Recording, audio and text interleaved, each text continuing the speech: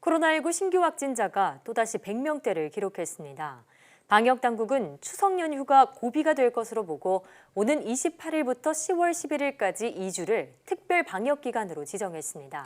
사회적 거리두기 2단계 조치가 사실상 2주간 연장된 셈인데요. 자세한 내용은 고려대학교 약학대학 김정기 교수와 알아보겠습니다.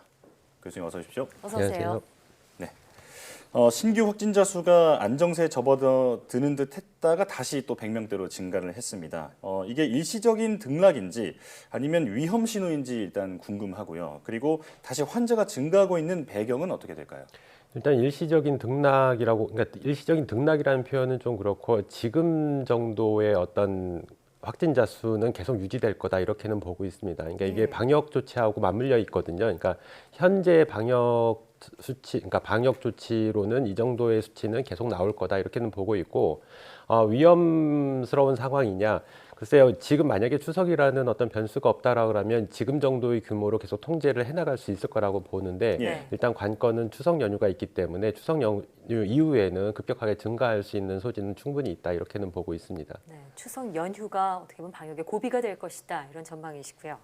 자, 8월 중순 수도권 재유행 이후 코로나19 사망자를 분석해봤더니 사망에까지 이른 시간이 11.2일인 것으로 평균적으로 나타났습니다. 그 속도가 더 빨라진 것이라고 하는데요.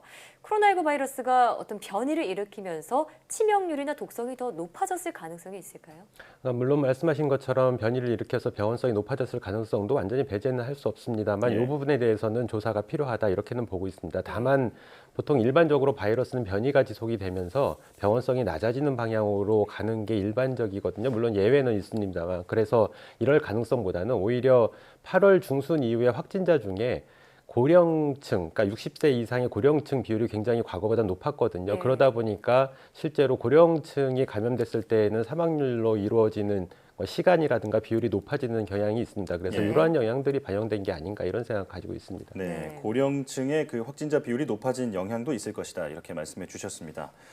방역 당국이 추석 연휴를 전후해서 오는 28일부터 2주간을 특별 방역 기간으로 지정했습니다. 일단 이 같은 조치 효과가 있을까요? 물론 효과가 없지는 않을 거라고는 보는데 다만 아쉬운 점이 한 가지는 그러니까 지금 방역 지침 자체가 너무 약간 추상적이다라는 생각을 가지고 있습니다. 그러니까 만약에 이게 추상적인 방역 지침을 냈을 때는 국민들께서 어떻게 실천을 하라는 건지를 정확하게 인지를 못 하시는 경향이 많습니다. 그래서 구체적으로 사례별로 이러이러한 부분들을 조심하라고 말씀을 해주시는 게 더 맞지 않나 이런 생각을 가지고 있습니다. 그래서 너무 이 방역 지침 자체가 구체적이지 않다 이런 아쉬움이 있어서 실효성이 좀 떨어지지 않을까 이런 생각을 가지고 있습니다. 네, 구체적인 조치의 필요성을 말씀해 주셨고요. 상온 노출 논란이 빚은 독감 백신 관련 얘기를 해보겠습니다. 이 사용이 지금 중단이 된 상황인데 이미 100여 명에게 상온 노출된 백신이 접종된 것으로 나타났습니다. 그런 분들의 경우 지금 걱정이나 또 불안이 크실 것 같은데 몸에 이상은 없을까요? 글쎄요, 이제 이상 반응, 백신에 의한 이상 반응은 즉각적으로 나타나는 경우도 있지만 조금 일정 기간을 두고선 나타나는 경우도 있기 때문에 현재까지는 단언해서 말씀드리기는 어렵습니다만 그래도 크게 염려는 안 하셔도 되지 않을까라는 바람은 가지고 있습니다. 다만 향후에 일정 기간 동안 모니터링을 좀 해봐야 된다라는 생각을 가지고 있습니다. 그 기간이 얼마나 될까요, 모니터링이? 글쎄요, 여기 사람들마다 조금씩 다르거든요. 그렇기 때문에 일정 기간은 계속 모니터링을 해야 된다라고 보고 있습니다. 네. 자, 일단 정부가 문제가 된 물량을 제외하고 만 12세 이하의 어린이와 그리고 임산부에게는 독감 예방 접종을 재개하겠다고 일단은 밝혔습니다. 문제가 된 물량을 어떻게 할지를 두고 상온 노출 시간이 짧아서 괜찮다는 의견부터 이 국민의 불안감을 반영해서 전량 폐기해야 한다는 의견까지 나오고 있는데 교수님께서는 어떻게 보십니까? 글쎄요, 일단은 제 생각은 조금 이따 말씀드리고 지금 현재 전문가들의 거의 의견이 반반으로 나눠져 있거든요. 그러니까 말씀하신 것처럼 백신 중에 인플루엔자 백신은 비교적 그래도 온도에 안전하다라고는 되어 있습니다. 그렇다고 무작정 안전한 건 아니고요.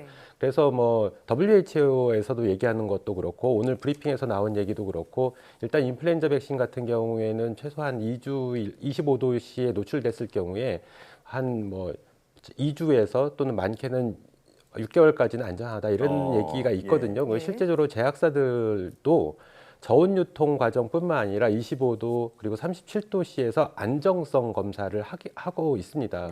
그렇기 때문에 기본적으로는 안전할 거라고 보고는 있습니다만 만일의 경우라는 게 있거든요. 네. 근데 백신은 치료제랑 다르게 건강한 사람들한테 예방 목적으로 주사를 하는 거기 때문에 굳이 만약에 위험 소지가 있는 거를 투여할 필요는 없다라고 보고 있습니다. 그래서 이런 문제들이 있다 보니까 실제로 제 생각에는 물론 이상이 있을 경우에는 폐기하는 게 맞다라고 보고 있습니다. 물론 전량으로요. 예, 그렇죠. 그러니까 만약에 이 부분이 만에 하나, 그러니까 우리가 지금 표본 검사를 하고 있는데 예. 그 표본 검사에 걸러지지 않는 예외적인 사례들, 오차범위라는 게 있기 때문에 이런 부분들이 실제로 투여가 되고 나중에 이상 반응이 나타났을 때 네. 물론 인플루엔자 백신 자체가 이상 반응을 야기할 수는 있거든요. 근데 이 부분이 상온 노출 때문에 발생한 건지 인플루엔자 백신 그 자체에 의한 건지가 해석이 굉장히 어렵습니다. 그렇기 때문에 이러한 문제가 있을 때에는 폐기하는 게 맞지 않나 이런 생각을 가지고 있습니다. 예. 네, 일단 만일의 경우 어떤 이상 증상이 나타날 수도 있는 것이고 또 지금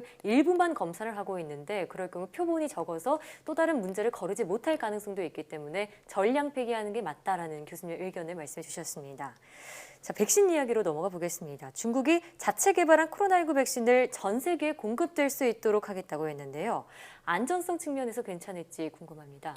일단 중국에서 개발한 백신에 대한 어떤 임상 결과가 아직 공개가 안 됐거든요. 네. 그렇다 보니까 도대체 그러니까 현재 중국 보건당국에서 얘기하기로는 한 30여만 명에게 접종을 했는데 이상 반응이 단 한 건도 없었다 이렇게 얘기는 하고 있는데 네. 실제로 검사 결과에 대한 구체적인 자료들이 안 나와 있거든요. 예. 그렇다 보니까 해석하기는 굉장히 어렵고 더군다나 만약에 뭐 공급이 된다라고 해도 각국마다 자체적인 임상 시험을 다시 해야 됩니다. 그렇군요. 그렇지 않고 특정 개발한 국가에서의 임상 데이터만 믿고선 수입하지는 않거든요. 예. 그렇기 때문에 향후에 이 부분은 검증이 필요하다 이렇게 생각을 하고 있습니다. 네. 예. 백신은 무엇보다 속도보다 안전성과 효능을 우선해야 된다 이런 생각이 드네요. 네, 지금까지 고려대학교 약학대학 김종기 교수와 함께했습니다. 오늘 말씀 고맙습니다. 감사합니다.